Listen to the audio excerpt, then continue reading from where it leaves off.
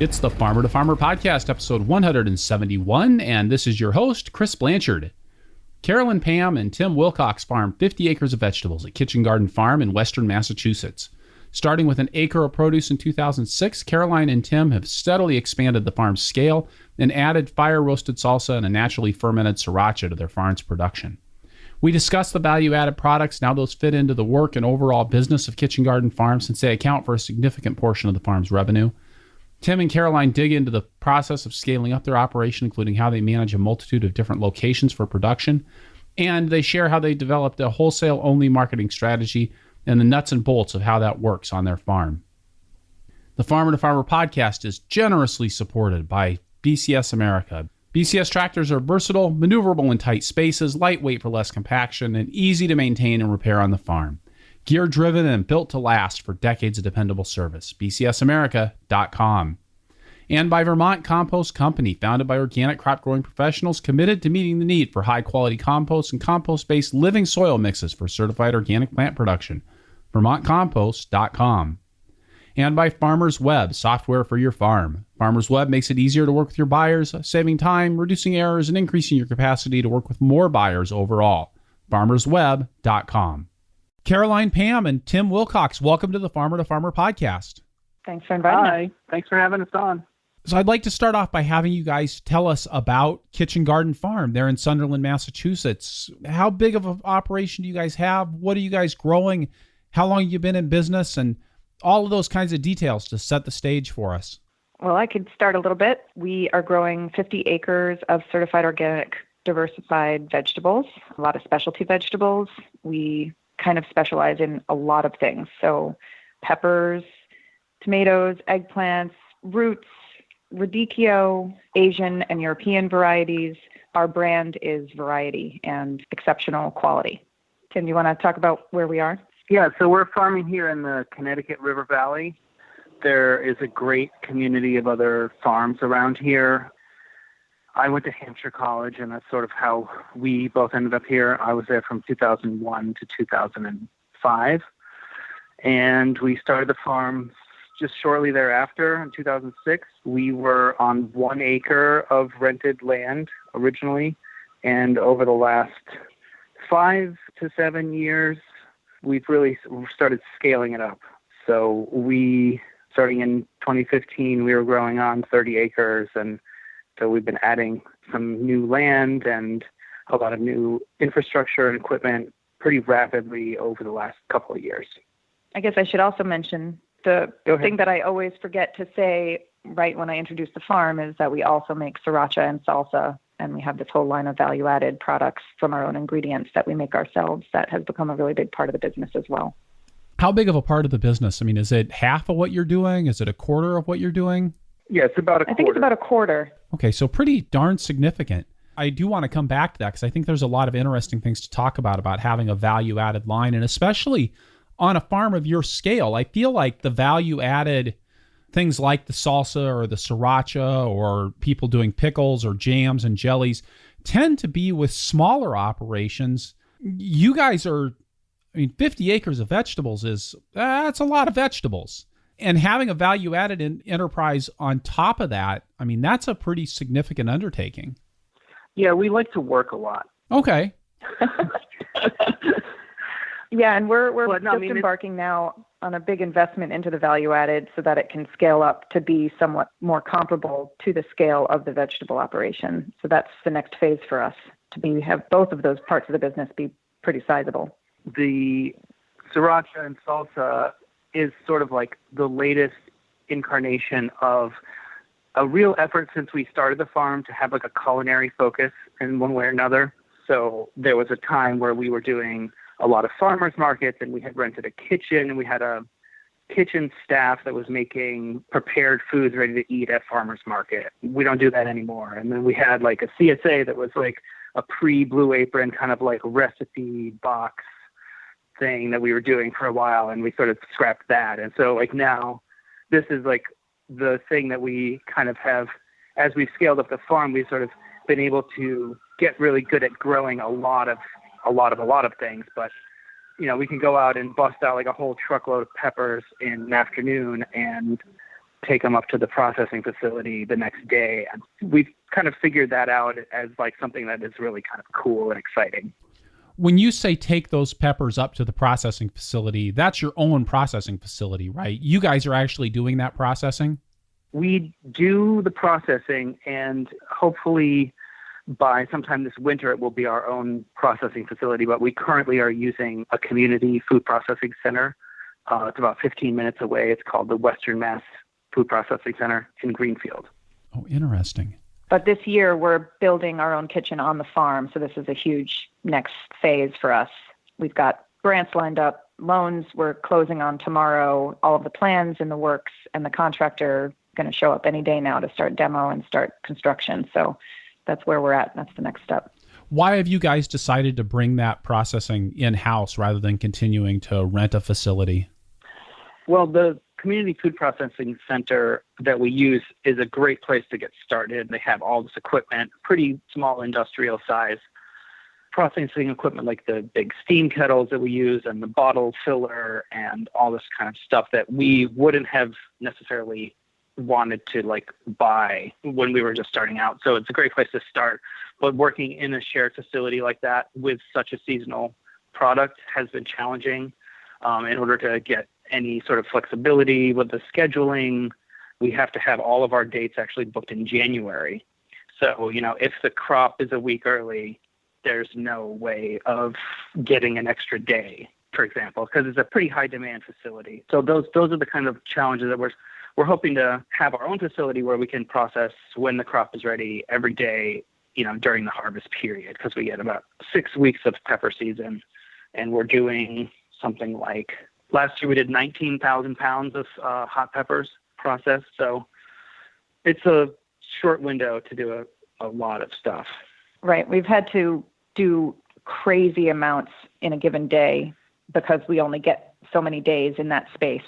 And so we've not had a dedicated kitchen team. We've been pulling our production crew off the farm to go to the kitchen, and work on the farm is not happening on those days when we're processing. And so we're looking with building our own facility to have a dedicated year-round full-time kitchen crew that is not interfering and drawing resources away from farm operations during processing time, but can be happening in tandem simultaneously and have the convenience of not having to move the peppers 20 minutes off site and gain more control and a little bit more sanity, which I'm sure it won't end up feeling that way when we have this other parallel business at full steam simultaneously, but we're just looking to streamline it. And we've recently made a big investment of a new barn and washroom on the farm, and that brought home, cooler space that we had been renting off-site, and just the amazing increased capacity and efficiency that we've gained from that investment just inspired us to want to do the same for the value-added part of the farm. Are you guys marketing these things at a farmer's market? Are they going through a CSA, or is this all going wholesale? With the exception of a small percentage of our overall sales that we do just direct on our website, it's all wholesale. We no longer do any farmers markets. We no longer have a CSA. We're a strictly wholesale farm operation at this point. So now we're entering this market with the sriracha and salsa. That's sort of like the national, regular, mainstream food products market. It's not really being marketed through the farms per se. So we are selling to a distributor that sells to Whole Foods throughout the Boston area. We sell to a lot of stores and farm stores in our area direct, but we also ship directly to specialty food boutique shops, retailers out in San Francisco and in Minnesota and across the country. So it's sort of got a life of its own. It's not just a farm product. Yeah, it's almost like we kind of have two separate businesses that we're kind of operating simultaneously. So on the one side, we're doing 50 acres of veg wholesale, sold locally and then through distributors to sort of like a 3-hour radius around from Boston and Cape Cod to Rhode Island and Worcester, the Berkshires, and New York City. So the value-added marketing is like a whole separate thing with different distributors and online sales, and we do some trade shows and stuff like that. Wow. Yeah, so the sriracha and salsa go through all of the same channels as the veg, but in addition also through sort of more mainstream specialty food product distribution channels. And it sounds like that value-added aspect was something that when you guys started, or at least very early on in the business's development, that was something that felt important to you.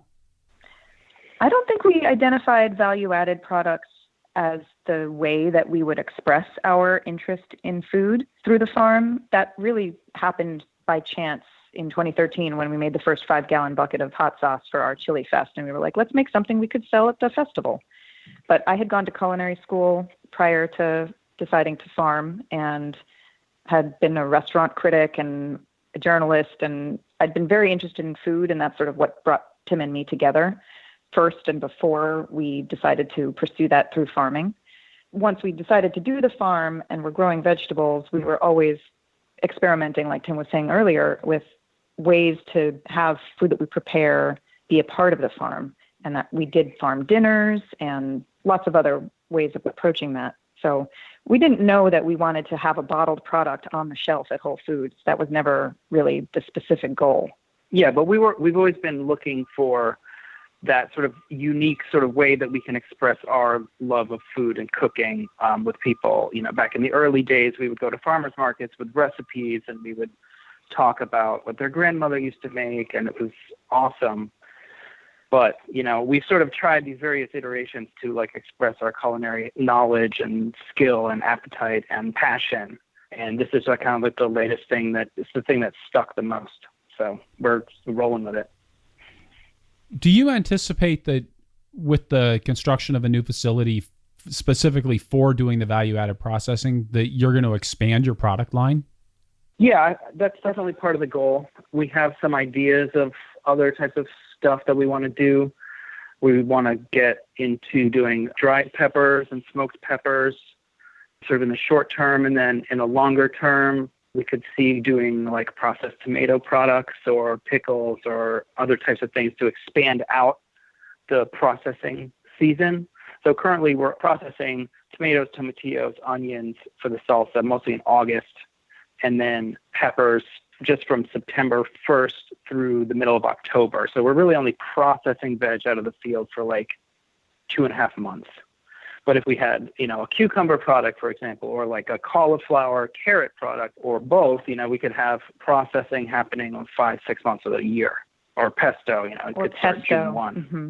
So yes, that's definitely part of the goal. What kind of a season do you have for your fresh vegetable operation? Do you guys do a lot of season extension with that? Yeah, we're growing year round.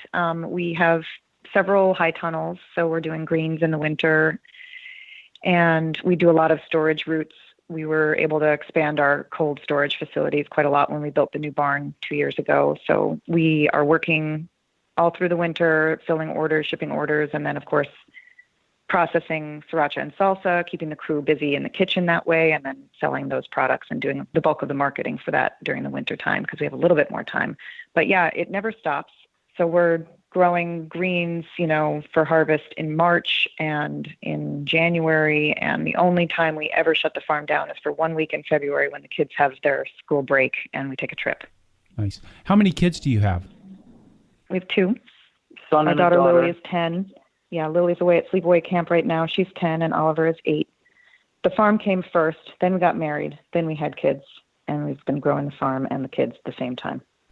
Was that intentional to grow the farm and the kids at the same time, or did it just kind of happen that way? Everything just kind of happened.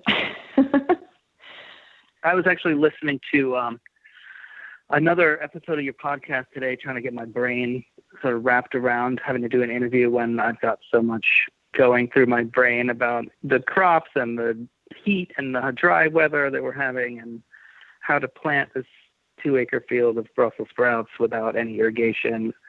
So my brain is like incredibly cluttered, but I wanted to like focus on this podcast. So I was like listening to your interview with Siri and Jason from Local Roots Farm. Out in Duval, Washington. Yeah, and honestly, if you want to get to know anything about us, you should re-listen to that episode because they're like our doppelgangers. We've been we've actually Instagram never buddies. met them. That's the power of the internet. But yeah, we have a similar outlook, and I thought, you know, what they were saying about raising their children was very similar to what happened on our farm, which is that everything about how we started the farm was extremely naive and incredibly idealistic. So we had this vision of, we work at home. So like, it's no sweat to have children. And after one season of like schlepping the baby to the field and to the market, we were just like, maybe you want to speak for yourself, Caroline, but we were kind of like, no way. Right. Our daughter was born in February. So that first spring we had a baby, we would just carry on and carry her in the carrier and roll the stroller out into the tunnel and put a garbage bag over it when the rain came and shove it under the truck for shade, bring it to the market and put it in a crate with a wet burlap and try to keep her cool that way. You mean our daughter, right? Yes, our daughter. I know. It was just sort of like, okay, I have this thing with me right now. It was a very, very challenging year, just trying to pretend that I didn't have to change anything. And obviously nursing all the time, and my mother coming out 2 days a week to spend the night and give me a free hand to do my work. And I'm kind of a workaholic and really found that I wasn't doing the best for my child by just bringing her out into the field with me, that wasn't actually, the vision wasn't matching what I had thought it was going to be like. So we've decided to not have our kids run free on the farm with us. We go to work, they go to school, they go to daycare when they were younger, and they're not exactly farm kids. They come on the weekend to help us water, and they come and help weed or pick some carrots. They don't love it. They're way more into skateboarding and guitar and piano and gymnastics and all the other stuff that they're into. So yeah, we'll see. They find it interesting. They become food snobs, which, I'm very proud of. They will not eat non-farm carrots. They are very discerning. Yeah, no, they love a real tomato. But having children and coming to the realization that neither one of us was going to be a full-time parent definitely was a driver for our expansion, which is sort of what I was picking up on in the other interview that I listened to today. Because, childcare is expensive. It's like $12,000 a kid here for the preschool that we were in. And so it's kind of like, well, we were growing 7 acres at the time. And it's like, we'd be lucky if our net was 24,000 and now we just need this for childcare. Like, okay, well, we got to figure out a way to farm more, which, at the time we had purchased our main farm, which was just a tiny farmhouse and 7 acres of land. And we put in greenhouses and built a pretty rustic barn. We built like a rudimentary pack room in there. And so we kind of had like built this little farm up from scratch. And it was, we were plugging away with our farmall cub, and we were just kind of like hitting this wall of like, we really need to expand. And land here is so, number one, it's expensive, but even if you had all the money in the world, it's not for sale. It's like some really, really good farmland, and it took us a long time to get access to, first of all, any land. So in 2012, we were able to rent 12 acres of nearby land that was like extremely challenging to grow on. So it was like extremely heavy in places and then extremely sandy in other places. But fast forward, eventually we're able to buy some other land, and that sort of led to more access and more leases. And we currently farm 56 acres, but we're farming in 11 different locations, all on fields under 10 acres, as small as half an acre. Wow, I just winced. We really wow. piece it together. Wow. It's insane. And we have 20-person crew. So it's like chaos all the time, except it's a managed chaos because we have a lot of different sort of managers, and people really know how to make the farm work really efficiently. We have people who've been working with us for now their 5th year, some of them. And so people really do know the farm inside and out and can help us get everybody else on board. Like, what field are we talking about? F1, 2, 3, Whately 1, 2, 3, baseball, 208, 232. Just the nomenclature is a day of training. Right. How do you manage so many different plots? I mean, it's enough of a challenge when you can stand in the field and look out over everything that you're growing and it's all right there. And having things scattered all through the valley, how do you keep track of what needs to be done where? It's one of the interesting things about this area. It's that we had this sort of vision that, okay, you buy a farm and like that's your farm. But we started looking around at our neighbors, and where our main farm is this giant, they call meadows here, which is a flat sort of like river bottom soil, big extensive fields, but they're carved into these little strips. And so like we have one 7-acre strip and another 6-acre strip. And then there's another farm like in the next bed. And then like that's another 10-acre strip. And then there's another farm like in the next bed from their farm. So it's this open land, but it's like chopped up. And everybody who's farming here is farming crazy the way that we are. So we were just kind of like, well, that seems insane, but like, I guess that's what you do. And honestly, having all these small fields that are like in different locations, actually great for rotation. It's challenging here in the valley because there's a kale farm that grows 200 acres of kale, and they're like right next to us. You can't really rotate that well, or like, there's potatoes everywhere. So you're going to have potato beetles no matter what. But like for brassica pests in particular, we have 2 main locations that are 5 miles apart, and we try to do all our brassicas on one of the sites whenever possible, like every other year. So brassicas just end up being everywhere. But when we had only this one plot, it's much harder to do effective rotation for pests than it is if you got when it's all land, all over the place.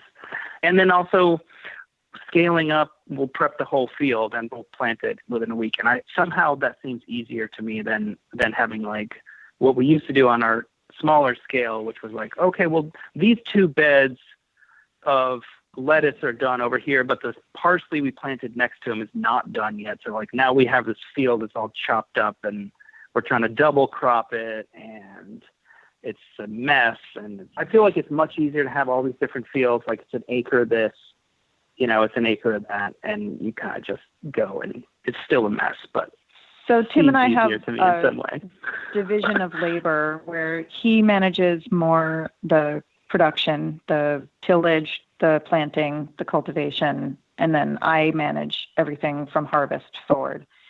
And so it's just a lot of logistics because we have all of the fields are on 2 different sides of the river. So we just have crews that are split, the Whately crew, the Sunderland crew, the home farm is what we call it. And you really hope that you don't come home from Whately and discover that you're 2 bunches short of carrots, because it's a real time suck.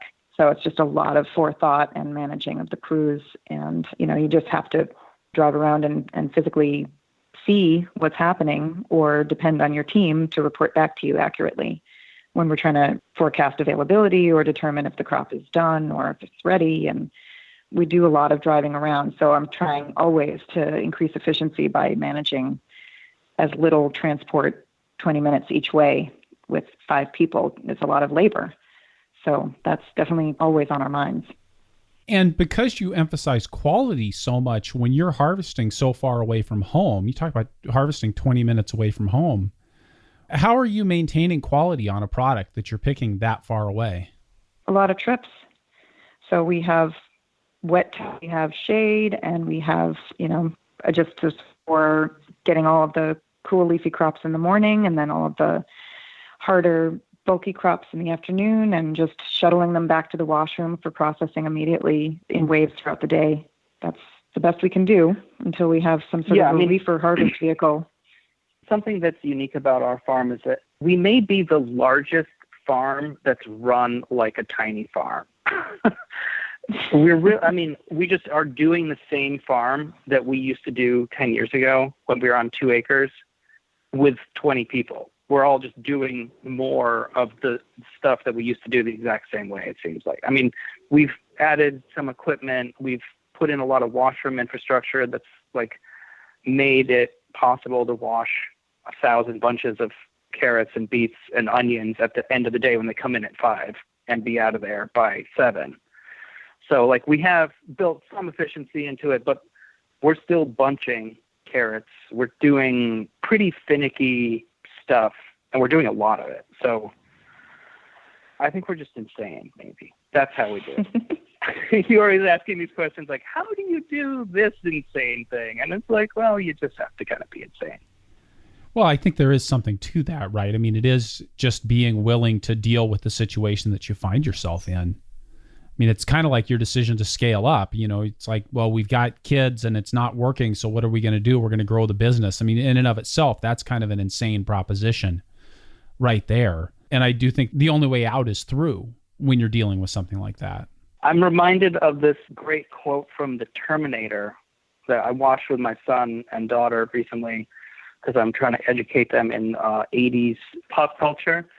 The guy that comes back from the future to like save the mother of the future revolutionary leader, he says to her, you have to be stronger than you know you can be. And I just feel like that is like perfect metaphor for farming at all. It's like you don't have any idea what you're willing to tolerate or like what you're able to accomplish until you are in that moment and you have to do it. You just have to do it. At this time of year, I mean, it's July, everything's crazy. We're so tired and our crew is tired. We had a heat wave last week. We had 7 straight work days in a row of over 90 degrees. And I feel like the main thing we're teaching them, 110% humidity. I feel like the main thing we're teaching them right now is just like how to deal with hard stuff. And yet today was the first real big pepper harvest.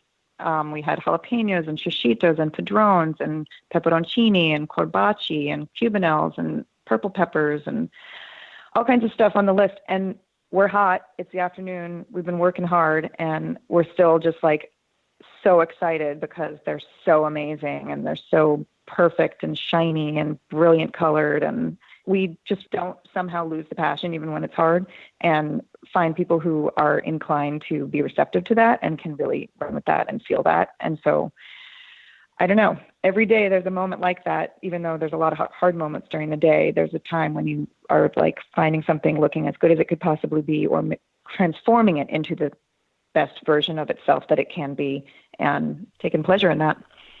That's great. Tell me about the process that you went through when you scaled up the farm, when you guys realized that that's what you needed to do. You talked about you were farming with a farm all cub and on a pretty small amount of acreage. When you guys set out to start expanding, how did you go about doing that? How did you decide what tools you needed to get and what infrastructure you needed to put into place?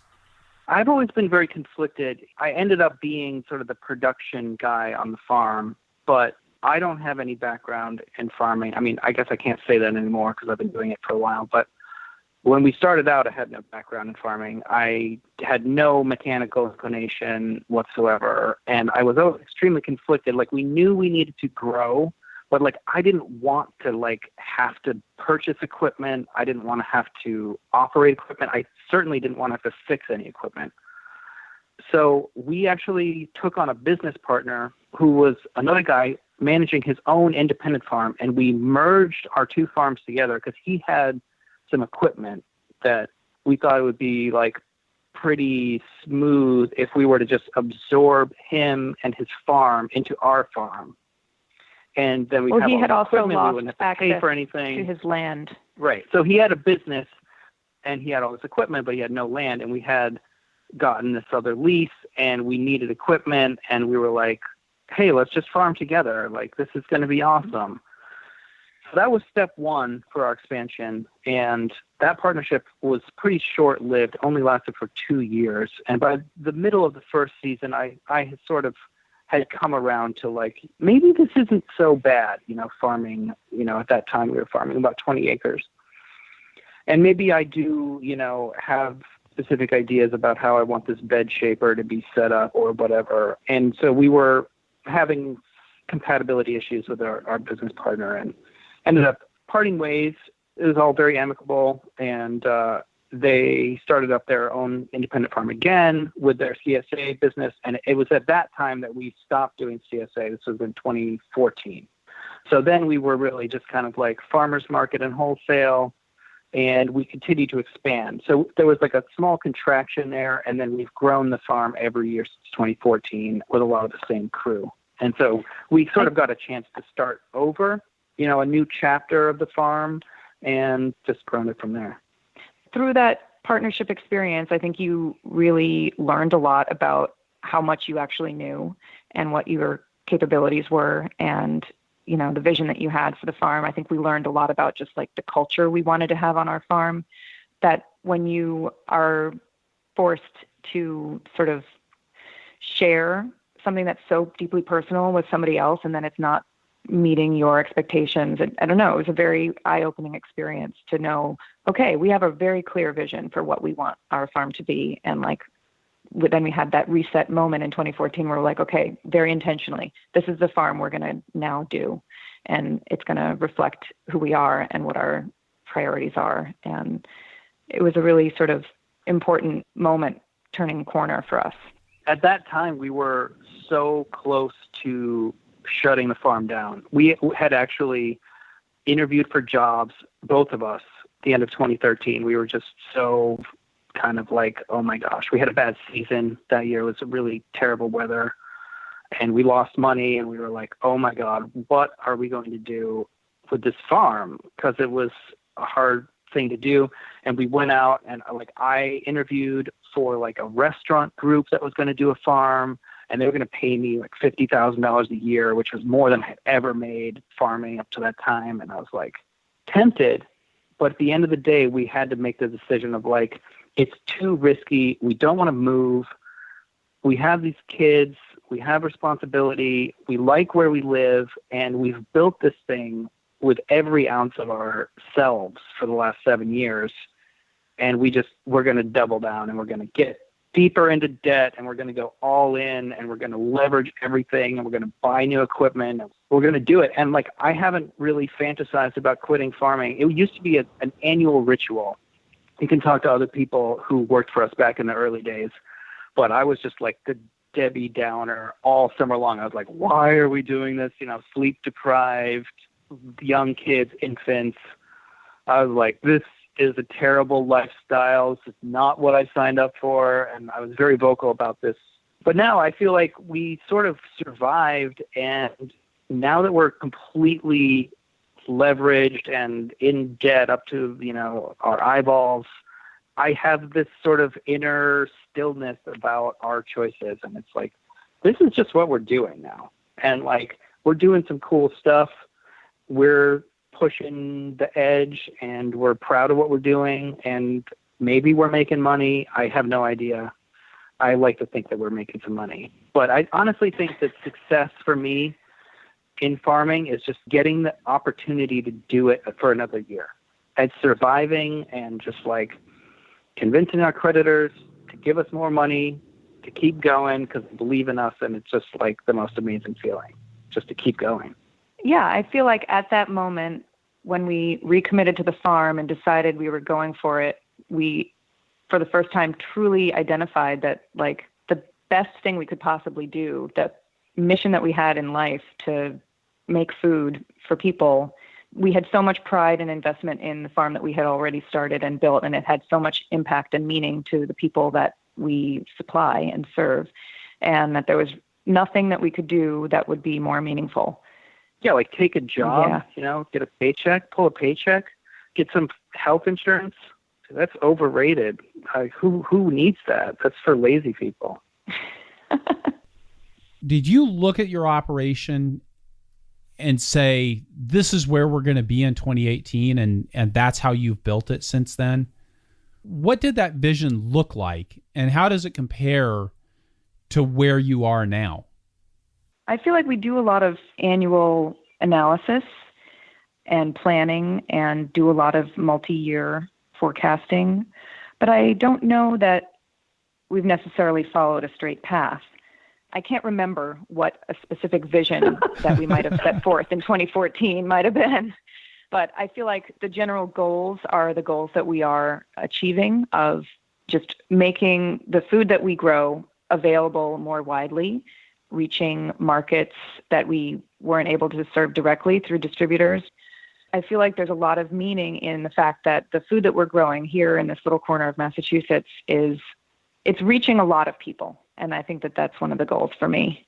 Looking back to where we were in 2014, and sort of hitting the reset button and looking at where we are today, I kind of think that we sort of knew at that time where we wanted to go. And I think that the milestones that we've crossed, we got on better land. That was number one.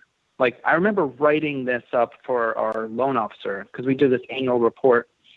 I write up this whole narrative thing about, oh, this is, the spread of enterprises, and these are the percentages, and this is the growth or contraction. And so I wrote this thing of this is what we need. We need better land.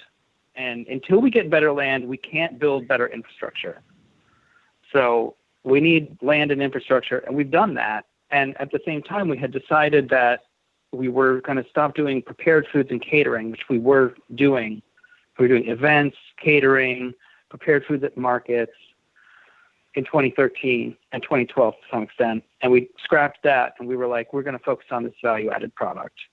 And that's what we did. We did all of those things. So I kind of think that we are kind of where we thought we would be, even to the extent that last winter, or maybe it was 2 years ago, we had sort of a visioning session with our staff who was returning about we've done everything we wanted to do. Now what? Do you remember that?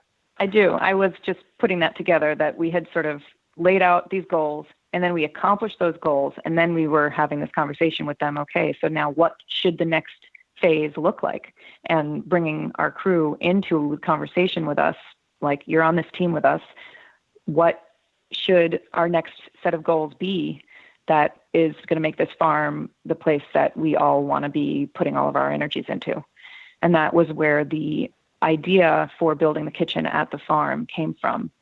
We had not really identified that as a specific absolute necessity because we had the facility we were working out of, but it became clear through that conversation that the energy that being the farm that grows the peppers, that makes the hot sauce, that makes the salsa, that just was such a energizer for the crew and just something that people were passionate about being a part of, and that was really a direction that we should put a lot more energy into.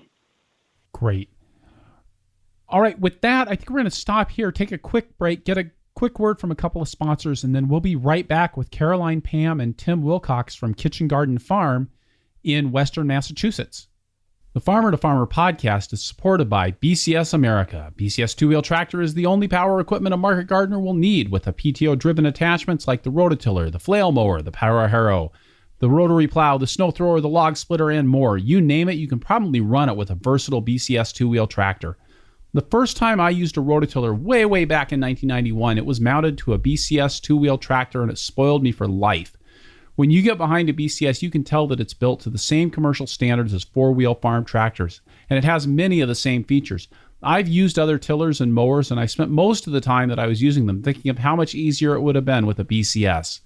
Check out bcsamerica.com to see the full lineup of tractors and attachments, plus videos of BCS in action. Perennial support for the Farmer to Farmer podcast is provided by Vermont Compost Company, makers of Fort V and Fort Light potting mixes.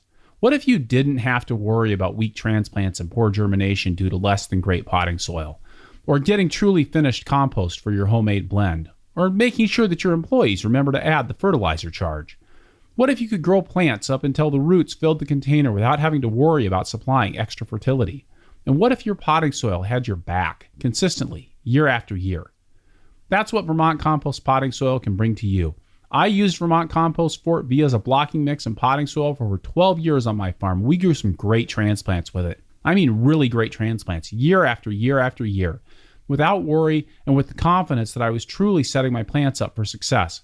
In something that's subject to as many variables as market farming, it's nice to have something you can count on. VermontCompost.com. All right, and we're back with Caroline, Pam, and Tim Wilcox from Kitchen Garden Farm in Western Massachusetts.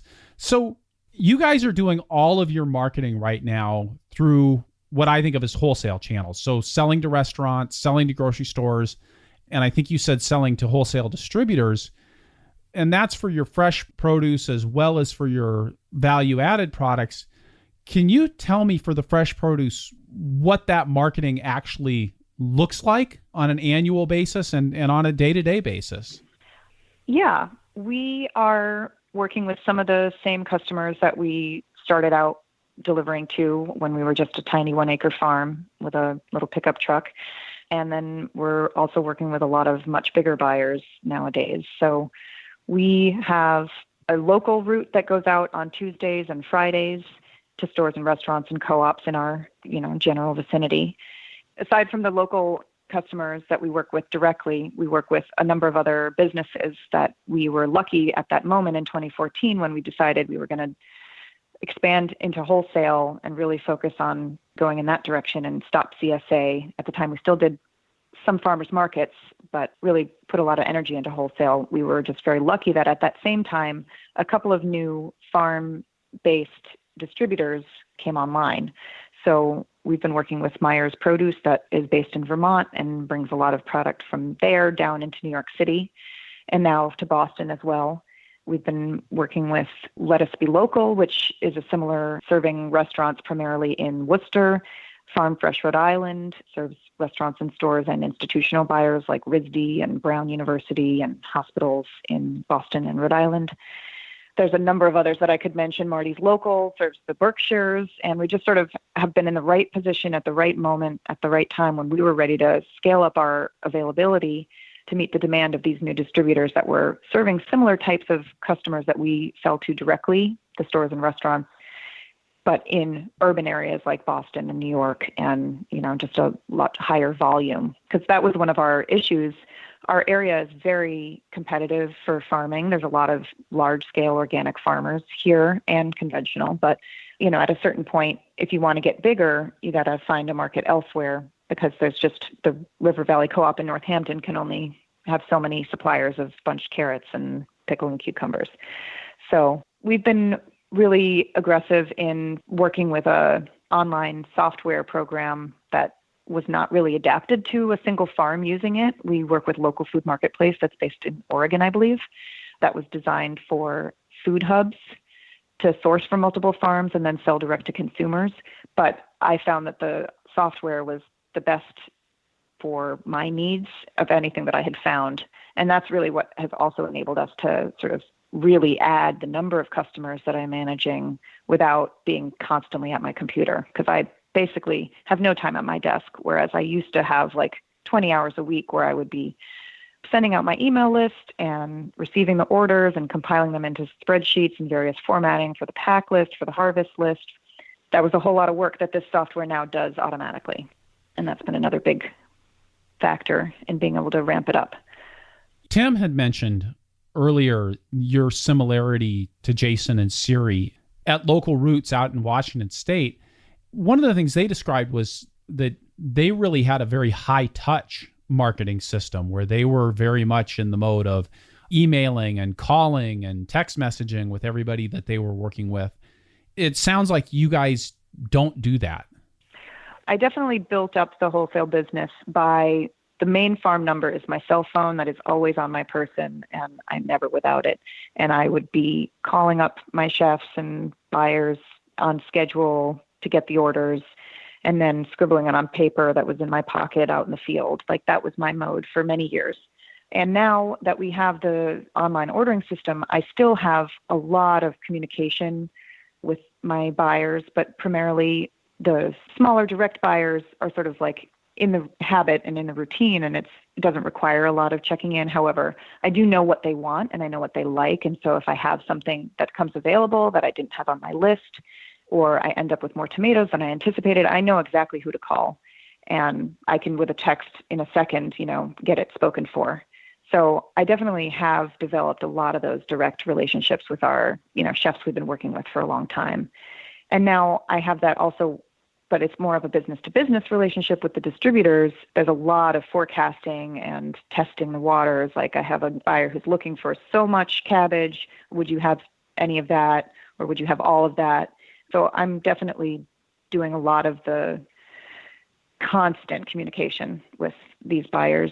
And this is a new phase for me. I've been training a sales manager on the farm, somebody who's been working with us for a couple of years already, and was my washroom manager, which is the next position that sort of sees which customers need the various quality grades. Like the stores really need it to look perfect, whereas the chefs, maybe they could take it with floppy tops if they're not going to use the onion tops, just sort of a lot of the judgment calls. So she got trained in seeing it from that aspect with all of the insight that I had into what my specific customers' needs were that I would then communicate to her there. So now I'm training her to know all of the intricacies of what my customers would want that they didn't even tell me that they want, that I just know.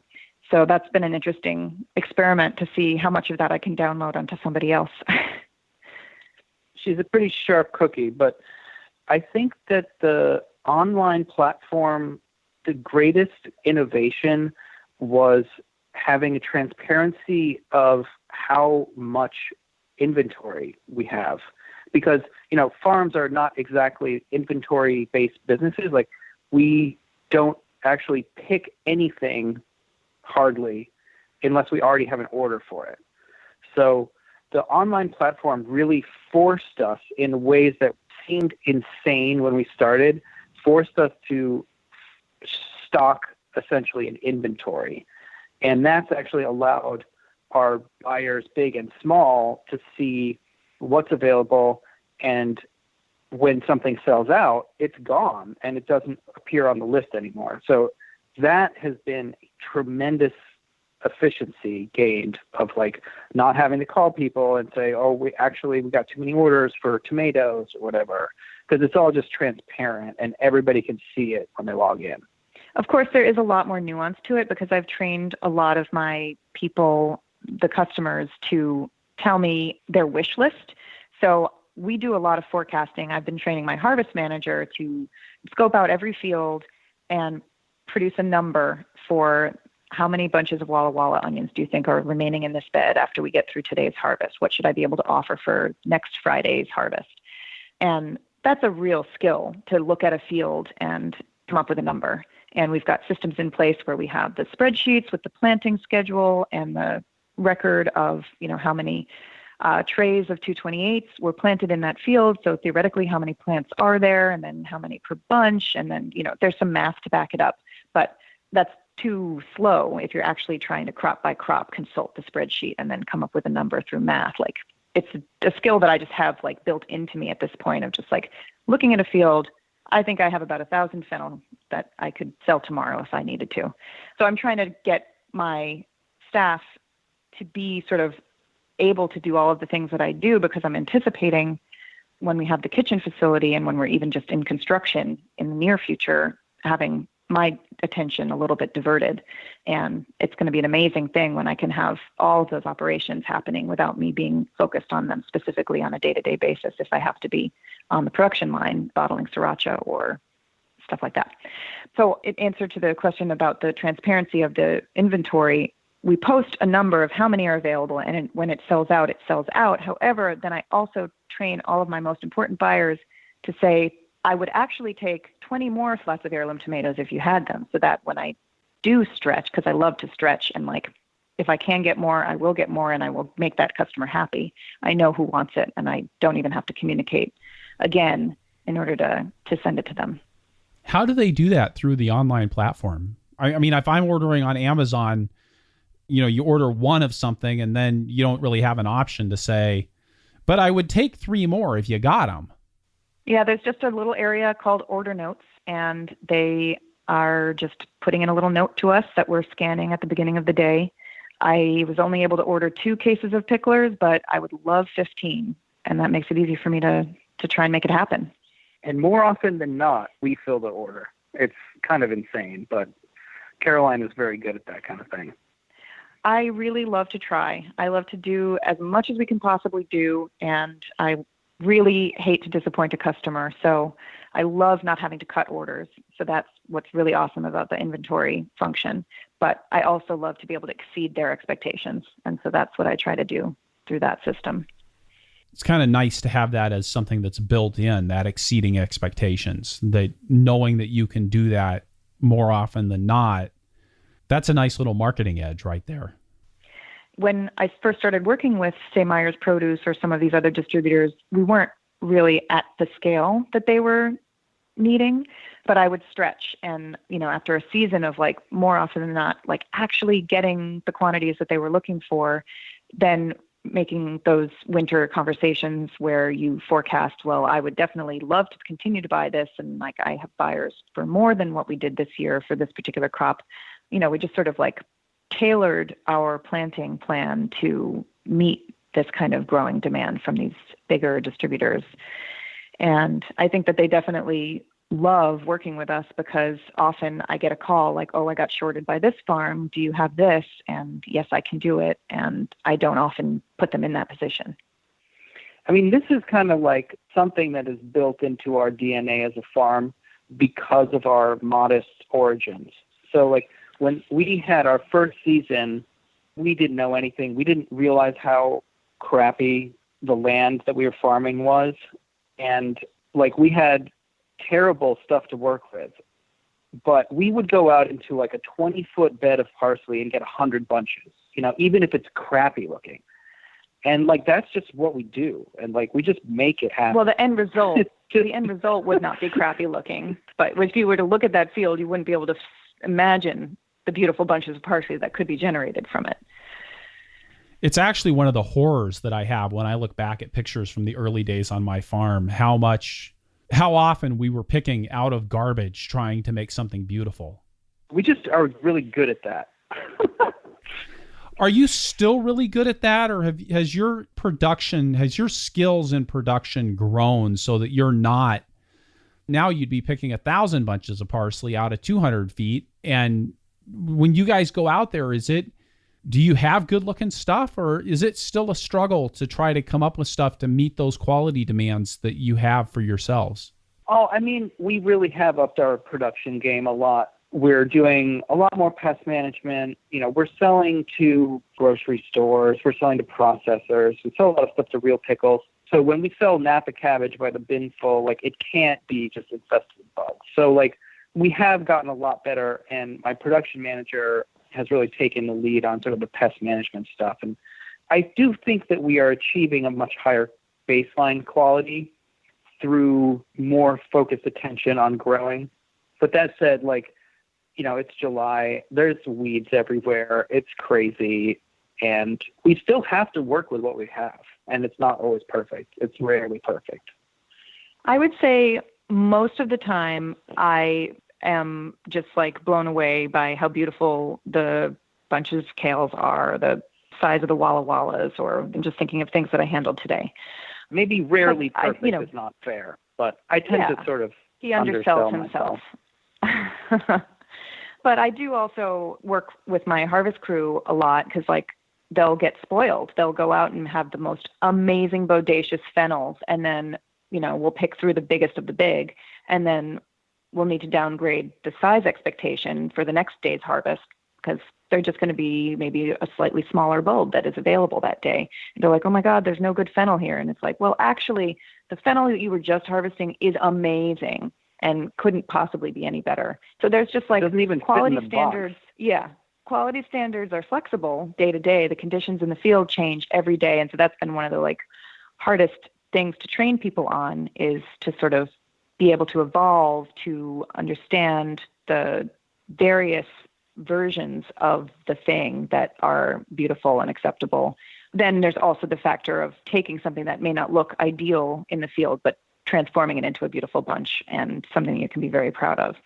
But yeah, I think that being able to spot that and to see where the good stuff is in a field is a real skill that I spend a lot of time working with people on.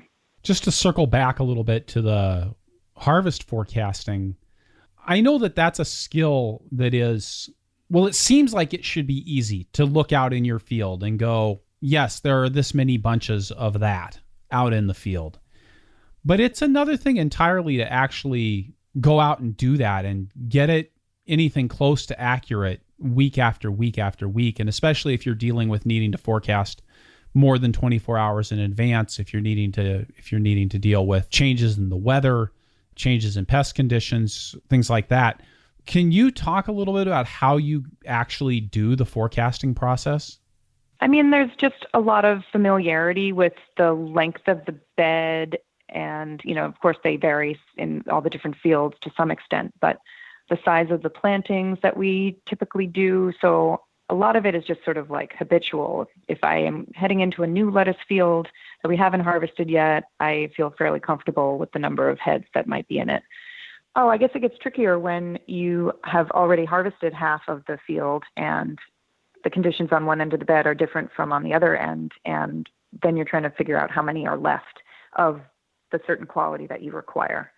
I've been trying to put this into words to train other people to do it, and it is hard to communicate. But, often what I do is I sort of overreach and then try to make it happen. So you guys are selling to a lot of distributors as well as to some larger grocery stores. Have you run into any requirements from your buyers as far as GAP certification or any other kind of a food safety requirement from your buyers? Massachusetts has a Commonwealth Quality Program, which is a sort of integrated food safety program that has absorbed GAP. So the MDAR staff that manages CQP is authorized through FSMA to be the food safety inspector and auditor and certifier. So GAP is sort of obsolete in Massachusetts as a result of this. So yes, we have gone through the Produce Safety Alliance training for food safety and the CQP audit annually, and now have the certificate that I can furnish to Big Y when they want to know that we have third-party auditing for food safety. So Massachusetts, in this way, as in many other ways, has made it a little bit easier for us that way. Massachusetts is the best state to farm in. I've never farmed in any other state, but our state Department of Agriculture is just a dream. They're awesome. And our state reps are good. And there's a lot of support here in this community. There's CISA was like one of the first buy local campaigns. That's here. There's just a lot of institutional support here.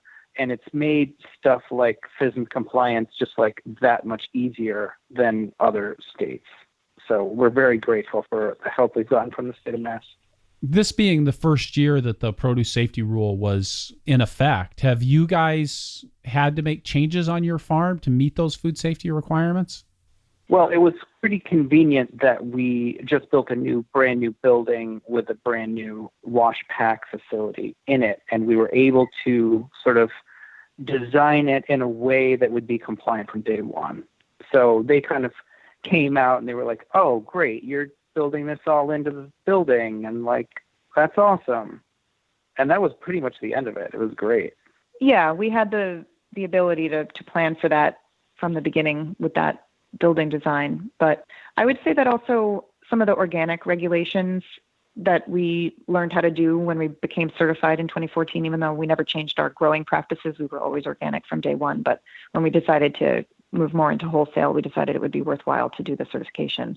I felt like a lot of the record keeping and some of that compliance made it easier to do the FSMA as well. I mean, there's water testing that's more than was required by organic certification for FSMA, but not a whole lot of new stuff to do. I mean, we had to have a food safety plan and we had to do food safety trainings for our staff, but honestly, all of that is sort of a good idea. So far, nothing has been too onerous. I'll let you know. We'll talk about it in a couple of years. Yeah. Yeah, we were kind of like, of the opinion of like, well, these regs are coming down and, you kind of either have to just be a stick in the mud and complain all the time, or if you want to expand your business, you kind of just got to get on board. And honestly, like after we did this stuff, it's all good stuff, spraying down the tables with bleach and, changing the water that we're washing in, but, with crops from different fields. Like it's all a good idea. And just building it into the core of what we do in our washroom. It was easier to incorporate those systems into the washroom because we had the experience of working in the shared kitchen facility, making the sriracha and salsa. And there are some serious, rigid sanitation procedures and just rules in general for how you operate in that kitchen. And there's a whole other food safety training for food processing that I just went through in May or something. So a lot of that got drilled into us working in this, food processing environment. And then it's like, well, why wouldn't I want to do a lot of the same safety measures and cleanliness standards in my food processing area at the farm? I took as part of my professional development around food safety, because I've done a lot of work with fresh produce food safety, both on my own farm and then after I stopped farming.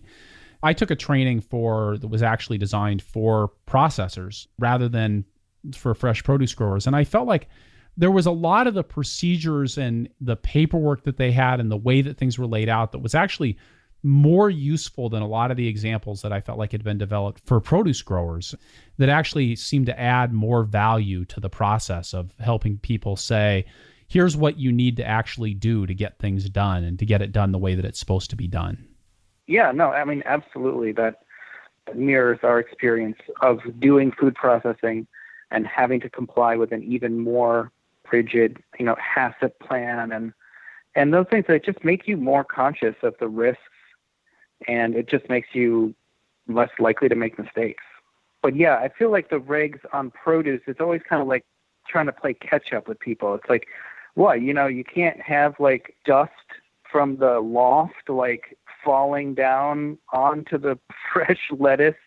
No, you can't. But like that's your washroom, so we kind of have to like put a Band-Aid on it. Whereas like we had the experience to kind of like take that experience that we had in a clean kitchen and do, a farm sort of practical farm version in our washroom, which is pretty great timing when we were designing our washroom.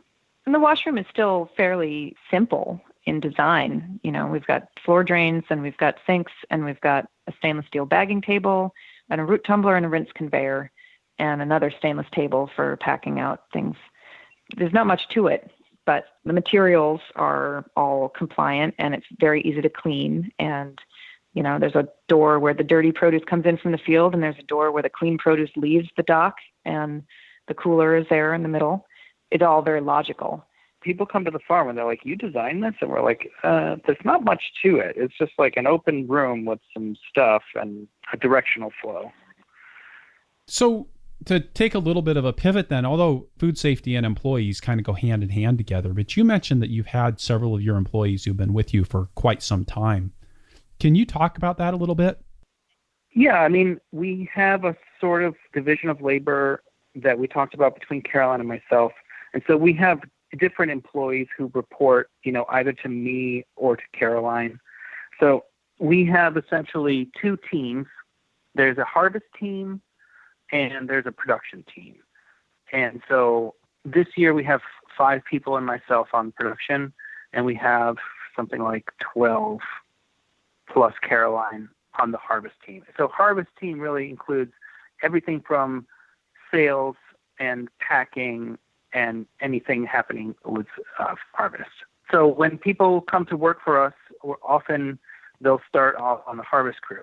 My 2 tractor operators actually started on the farm in 2014 as harvesters, and they worked 2 years as harvesters before they ever got on a tractor. So we kind of like use the harvest team to gauge people's commitment to the farm, and it's a good way of sort of like introducing people to what the farm is all about. So this is the quality we're going for. This is, these are the kinds of customers that we have. And one of the things actually I'm very proud of is that nobody on our whole farm basically had any kind of farm background. So we've trained, myself included, like I basically taught myself how to operate tractors and how to use all the equipment. And I've taught everybody who works for me how to do it. So I'm sure there's like some gaps in my knowledge and there's stuff that we're really not doing right, but I don't know because I only know what I know. And the people who work for me, with the exception of it, my production manager has really gone out of his way to educate himself sort of independently. So he's always on YouTube looking at how to fix stuff, which is like the best thing that I think has ever happened to me in my life. Having someone else who's like bringing more knowledge to the table on the farm than I'm capable of. So that's been great. We have a pretty awesome pipeline for employees in this part of Western Massachusetts because we have UMass, which has the Stockbridge School, and a sustainable agriculture program. So a lot of our employees graduate having done a little bit of book learning about farming, and then some of them have worked on, let's say, the student farm at UMass, or might have done a season at another farm. And then there's people who've studied farming at other schools like Green Mountain College or Hampshire or Wesleyan. Yeah. So we primarily hire college graduates who have had a little taste of it, who know enough that they aren't too green when they show up, that they know what they're getting into and still have an interest in learning more. But for the most part, we're teaching them just about everything. But they're very passionate. They're very smart, very competent. We rely on our team to make a lot of judgment calls, to really do a lot of problem solving, to just go out there and take work independently and work collaboratively. And there's a lot of complexity to what we're doing with managing our harvest lists and our loads coming in and the fields. And there's just a lot of logistics, and it requires a lot of thinking. So we're super psyched that we have people who are not only like really competent and really passionate and eager to learn, that this has been an amazing source of employees for us. I would add to that, over the last 5 years that we've been expanding, our crew has grown with us in that every year, it seems, we create another role that we can move someone who already works for us into, to give them more sense of ownership, more responsibility, professional development, and a pay raise. We kind of see it as like integral to the success of the farm to keep expanding so that we can pay our employees more, and through the process of expanding, create more roles. Like we're going to have a kitchen manager role, in the next year that we're going to put somebody in. It's exciting. I feel like we're creating these opportunities in real time for real people that have been with us. And it's really probably the most gratifying part of the job for me at the moment. Awesome. With that, we're going to take a quick break, get one more word from one more sponsor, and then we'll be right back with the lightning round. This lightning round is brought to you by Farmers Web, software for your farm. Farmers Web makes it easy to work with your buyers, saving you time, increasing efficiency, reducing mistakes, and streamlining order management. Farmers Web helps you manage orders from buyers who place them online, but also those that order by phone or by email. Use Farmers Web to generate a product catalog for buyers, allow buyers to view your real-time availability online, and create harvest lists and packing slips for your orders. Farmers Web helps you inform your buyers of delivery routes, pickup locations, lead times, and more while helping you keep track of special pricing and customer information. You can also download detailed financial reports. Farmers Web offers a free account type and a flat monthly fee on paid plans. You can pause, cancel, or switch plan types at any time. Check out a demo video and Farmers Web guide to working with wholesale buyers at farmersweb.com. Caroline, what's your favorite tool on the farm? I would say a scale. It's kind of silly, but when we're driving, across the bridge to another town to do harvesting, you want to make sure that you have everything you need before you drive home. And this is an innovation that I did not come up with, but we now bring scales out into the field with us to make certain that if we're trying to hit a number, we definitely hit that number and don't have to drive back again to get an extra pound. Nice.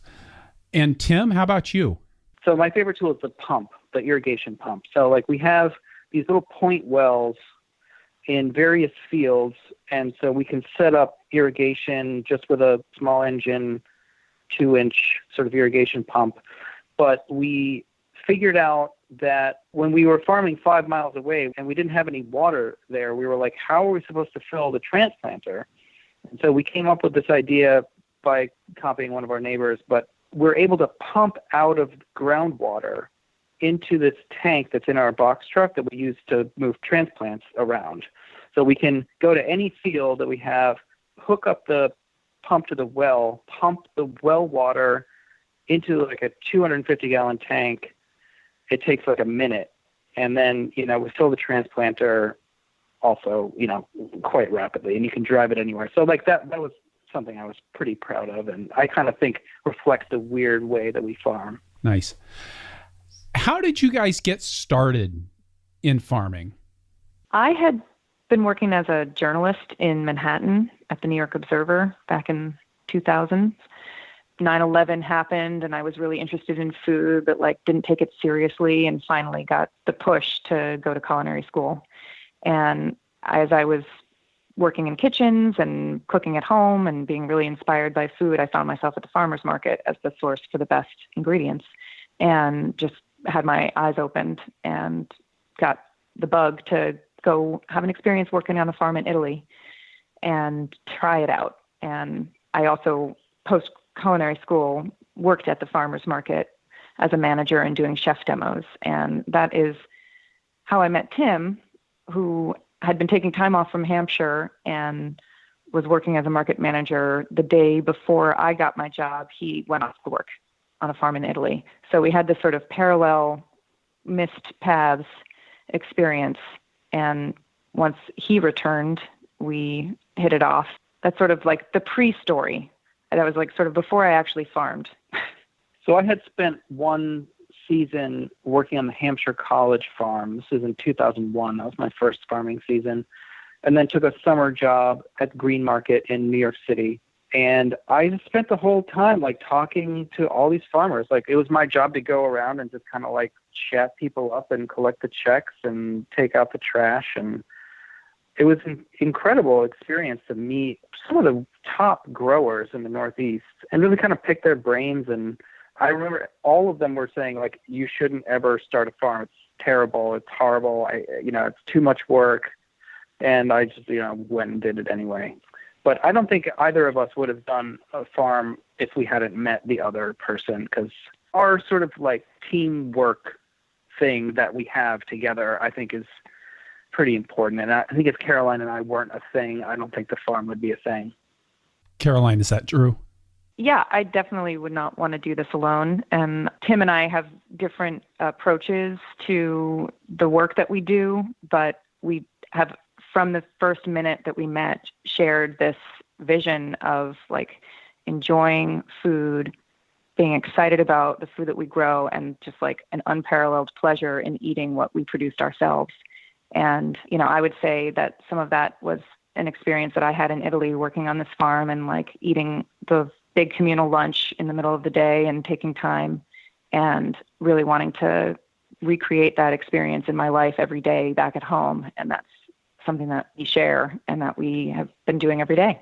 Yeah, from the very first moment that we were conceiving the idea of the farm, it was about creating our own private Italy. We just kind of like wanted to bring that sense of the world, that's food-based.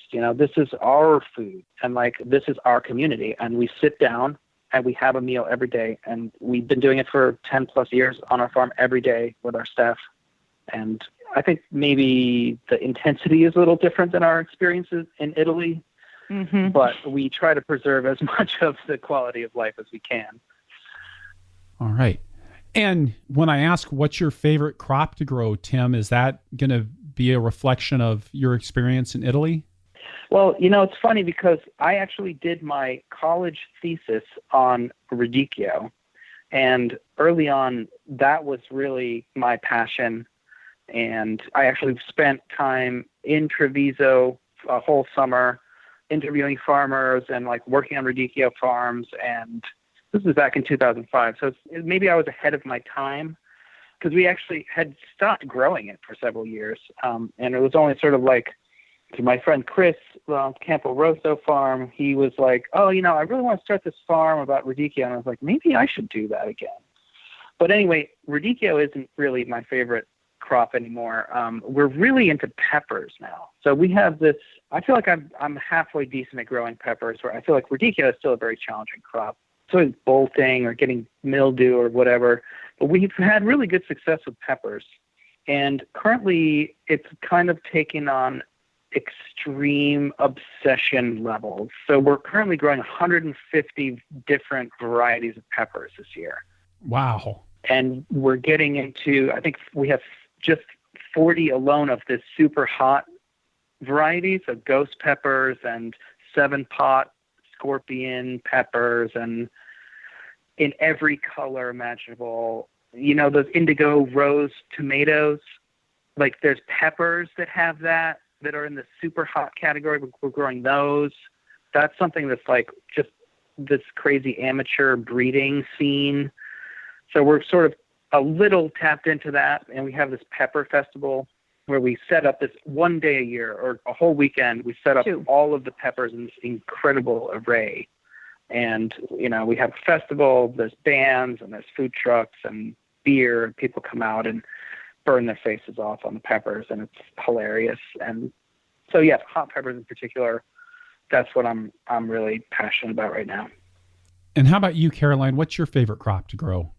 I really do love picking peppers. It's really just so gratifying. But I would say, kind of ironically, radicchio is really a personal favorite because when it's really good, it looks like hell. And you have to have the eye, and you have to have the experience, and you have to be able to recognize that when it's like kind of slimy on the top, inside you have this amazing, dense, red crimson head. It's not for the faint of heart, at least in our climate. I don't know. Maybe in the Pacific Northwest, radicchio looks pristine in its natural state in the field, but it's one of those really sort of touchy vegetables that doesn't show its true colors, except to those who really appreciate it. Caroline, if you could go back in time and tell your beginning farmer self one thing, what would it be? The thing that we've really had to learn the hard way over many years is the farm is a business, but the farm really, what it is for us every day is a community. It's a group of people who are just pulling for each other, looking out for each other, and enduring difficult things because we care about why, we care about the goal, we care about the product, the result, and we care about each other. And it was very personal at the beginning. I didn't really think about a farm as being more than something that me and Tim were doing and maybe our family, but it really is about so many more people than just us. And Tim, how about you? If you could go back in time and tell your beginning farmer self one thing, what would it be? I would tell my former self to borrow more money earlier. I really feel like I've seen it a million times with other farms. People are so risk averse and they're hesitant to take on debt, and their farms don't thrive if they're not well equipped and have infrastructure, and all of that stuff costs a ton of money. And I really don't think that farms are going to ultimately be sustainable if they're lacking good equipment that's reliable, infrastructure that is a sane workplace, good systems, production capacity, all this stuff. You need to spend the money up front. And the best way to do it is to borrow it, unless you have it of your own. But that's the one thing. I just wish we had invested earlier. Caroline and Tim, thank you so much for being part of the Farmer to Farmer podcast today. Thank you. Thank you, Chris. I really enjoy your program, and I think it's just a great thing. Can I just stroke your ego for a second? Go ahead. What I love about your podcast is that it's not like this is how you do things, or you're bringing people on that, have all the answers and having them tell other people how to do it the right way. I just feel like the greatest thing about your podcast is that you're asking hard questions. You're getting people to tell, a real story. And, there are a lot of things that make all these farms very similar, but there is no right one way to do it. And everybody sort of has their own challenges based on their land and their markets. And it's just great to, be able to hear from other growers. And it's a wonderful thing you've created. So thanks. And I'm so lucky that people are willing to take part of their Thursday afternoon in the middle of July and share their farm with me. Thank you so much. This is awesome. All right, so wrapping things up here, I'll say again that this is episode 171 of the Farmer to Farmer podcast. You can find the notes for this show at farmertofarmerpodcast.com by looking on the episodes page or just searching for Kitchen Garden. That's KITCHENGARDEN. The transcript for this episode is brought to you by Earth Tools, offering the most complete selection of walk-behind farm equipment and of high-quality garden tools in North America. And by Osborne Quality Seeds, a dedicated partner for growers. Visit osborneseed.com for high-quality seed, industry-leading customer service, and fast order fulfillment. Additional funding for transcripts is provided by North Central SARE, providing grants and education to advance innovations in sustainable agriculture. You can get the show notes for every Farmer to Farmer podcast right in your inbox by signing up for my email newsletter at farmertofarmerpodcast.com. If you like the show, please head on over to iTunes, leave us a review, or talk to us in the show notes, or tell your friends on Facebook. We're at Purple Pitchfork on Facebook. And hey, when you talk to our sponsors, please let them know how much you appreciate their support of a resource you value. You can support the show by going to farmertofarmerpodcast.com/donate. I am working to make the best farming podcast in the world, and you can help. Finally, please let me know who you would like to hear from on the show through the suggestions form at farmertofarmerpodcast.com, and I will do my best to get them on the show. Thank you for listening. Be safe out there, and keep the tractor running.